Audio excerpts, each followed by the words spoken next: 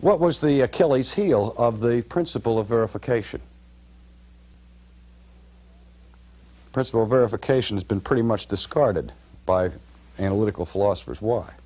What's wrong with the principle of verification? Let me tell you the principle of verification. The only meaningful truth is a truth which can be verified either analytically or empirically.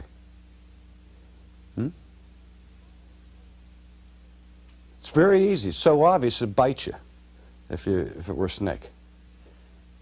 But it was a principle that the original founders missed completely at the beginning. Their whole philosophy rests on what principle? You've got to see it, or the truth of the verificational principle. Can the verificational principle be verified empirically? Is the verificational principle analytically true? If a guy stands up and said, the only thing that is true is that which can be verified empirically, can he now verify his statement that the only thing that is true is that which can be verified empirically?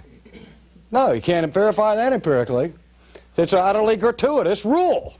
Remember, they're trying to rewrite the rules of meaning. And if you apply their own rules of meaning to the new rules of meaning that they have foisted upon the public, that rule of meaning collapses. And later philosophers saw that. But, dear friends, don't make any mistake that the impact of that kind of thinking has been enormous to our culture.